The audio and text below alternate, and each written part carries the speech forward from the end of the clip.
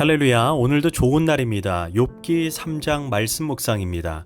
오늘은 하나님께 나의 감정을 솔직히 라는 제목으로 말씀을 나누도록 하겠습니다.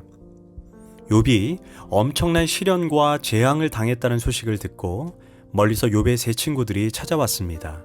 대만 사람 엘리바스, 수아 사람 빌닷, 나아만 사람 소발입니다. 이들은 고통과 질병으로 몰골이 너무나 비참하게 변한 욥을 처음에는 알아보지 못할 정도였습니다. 욥의 친구들은 너무나 당황하여 자기들의 겉옷을 찢고 큰 소리로 울면서 아무 말도 하지 않고 욥 옆에서 7일 동안 함께 앉아 있었습니다. 이는 고통을 직면한 사람에 대한 좋은 자세입니다. 대개 고통당한 사람을 위로한다고 신앙적 조언을 하고 이 말 저 말 하지만 사실 도리어 상대방의 마음을 더욱 괴롭게 할 때가 더 많습니다. 진정한 위로는 가만히 함께 있어 주는 것입니다. 마침 7일이 지난 다음 욥이 드디어 침묵을 깨고 자신의 슬픔을 표현하기 시작합니다. 그래서 욥기 3장을 욥의 탄식의 장이라고 말합니다. 욥은 1장과 2장에서는 욥이 자녀가 죽고 재산을 다 잃어버리고 엄청난 질병의 고통을 겪게 됩니다. 하지만 욥은 하나님을 원망하거나 입술로 하나님께 범죄하지 않았습니다. 심지어 알 수 없는 고난 가운데 하나님을 찬양하기도 했습니다. 그러나 사람은 시간이 지나면 비로소 고통을 체감하고 마음에 깊은 공허감이 들어오는 시간이 한순간에 찾아옵니다. 그래서인지 3장에서 욥의 모습은 1장과 2장의 모습과 사뭇 다르게 보입니다. 그는 하나님 앞에 격정적으로 원색적으로 자신의 분통함을 하나님 앞에 토설합니다. 먼저 3절에서 10절까지에서 욥은 반복해서 자신이 잉태된 날, 태어난 날을 저주합니다. 차라리 그날이 역사 속에 없었다면 좋았을 텐데 왜 내가 태어나서 이런 고난을 겪고 있는가? 차라리 내가 사산이 되었으면 좋았을 텐데 라고 욥은 소리를 치고 있습니다. 우리는 너무나도 힘든 일이 생기면 어머니 저를 왜 낳으셨습니까? 차라리 저 같은 인간은 이 세상에서 태어나지 않았으면 더 좋았을 텐데 이렇게 자신의 출생을 저주할 때가 있습니다. 욥이 지금 상황이 그러합니다.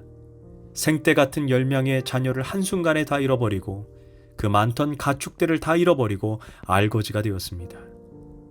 마침내 자기 자신은 발끝에서 머리까지 악한 종기가 생겨 가정으로부터, 동네로부터, 사회로부터 축출되고 쫓겨나는 신세가 되었습니다. 참으로 비참합니다.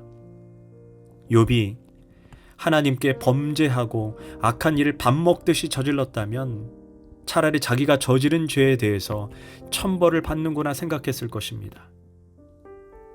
그러나 욥은 도덕률을 깨거나 실정법을 어기거나 하나님께 벌을 받을 만큼 죄를 지은 적이 없습니다. 그래서 욥은 하나님을 향하여 또는 주변 사람을 향하여 자신의 억울함을 계속해서 탄식하고 있습니다. 차라리 내가 이 세상에 태어나지 않았으면 좋았을 텐데 차라리 어머니가 나를 낳지 않았으면 더 좋았을 텐데. 이처럼 우리도 기막힌 일을 당할 때 그런 푸념을 할 때가 있습니다. 욥도 우리와 전혀 다를 바 없는 한 인간이라는 것을 보게 됩니다. 그러면서 끝이 보이지 않는 절망 속에서 욥은 17절에서 죽음을 동경하는 모습까지 보입니다. 그곳은 악한 사람들도 더 이상 소란을 피우지 못하고 삶에 지친 사람들도 쉴 수 있는 곳인데 그곳은 갇힌 사람들도 함께 평화를 누리고 노예를 부리는 감독관의 소리도 들리지 않는 곳인데 그곳은 낮은 자와 높은 자의 구별이 없고 종까지도 주인에게서 자유를 얻는 곳인데 욥은 소망을 다 잃어버리니 죽음이 마치 해결의 실마리처럼 보입니다. 그러면서 죽음은 만민에게 평등하다는 고백을 합니다. 대통령도 거지도 종교적으로 대단한 인물도 또는 불경한 사람도 죽음 앞에서 다 똑같습니다. 절대 평등, 절대 자유, 절대 안식, 죽음의 세계로 도피했으면 좋겠다는 것입니다. 우리도 너무나 힘들고 도저히 이해가 되지 않는 고난을 겪을 때 차라리 내가 죽어 없어졌으면 좋겠는데 라고 이야기할 때가 있지 않습니까? 특별히 욥의 절절한 탄식이 배어있는 곳이 23절의 말씀입니다. 어찌하여 길 잃은 사람을 붙잡아 놓으시고 사방으로 그 길을 막으시나이까.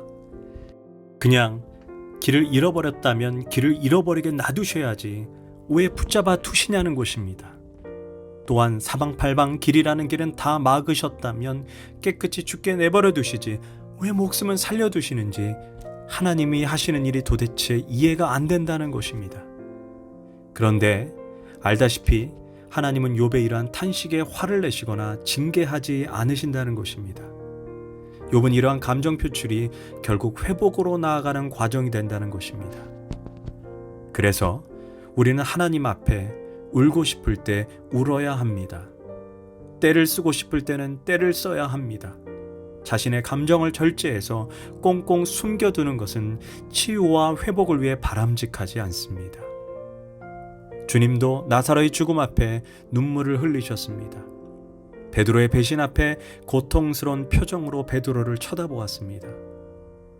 자신의 감정에 솔직할 때 그 감정이 우리를 정화시켜 주는 것입니다. 물론 지나친 슬픔, 계속되는 슬픔은 정신 건강에 좋지 않습니다. 슬픔이 장기간 계속될 때 우울증이 찾아올 수도 있습니다.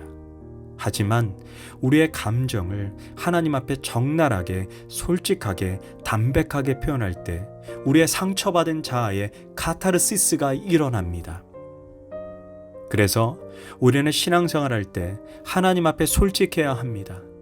내 마음이 아프고 괴로울 때 하나님을 향해 격정적으로 토로하는 것은 불신앙의 표식이 아닙니다. 어쩌면 회복으로 나아가는 길이 되기도 합니다. 오히려 하나님은 우리의 마음을 다 아시고 공감하시고 우리를 회복의 길로 이끄실 것입니다. 제 자신도 20살 때 형이 교통사고로 죽었을 때, 그리고 36살에 미국에서 유학할 때 갑작스러운 어머니의 죽음의 비보 소식을 들었을 때 말할 수 없는 통곡을 쏟아냈습니다. 그런데 저만 이런 고통을 겪고 사나요? 우리는 모두 이해할 수 없는 고통의 문제를 어느 정도 다 가지고 살아갑니다. 물론 욥 정도는 아니지만 다 이해되지 않는 고난이 있습니다. 그러나 그 고난 앞에 나의 감정을 감추거나 억누르지 말고 있는 그대로 하나님 앞에 토설해야 합니다. 그것이 치유와 회복의 길이 될 수 있습니다. 오늘 말씀을 묵상하면서 우리가 어떤 고통을 겪고 있든지 하나님 앞에 솔직하게 내려놓는 시간 되시기를 기도합니다. 기도하겠습니다. 주님, 인생을 살면서 아픔과 절망의 순간 주님 앞에 나의 있는 모습 그대로 가지고 나아가기를 원합니다. 주님이 내 연약한 마음을 만져주셔서 다시 일어날 수 있는 힘을 주소서. 예수님의 이름으로 기도합니다. 아멘.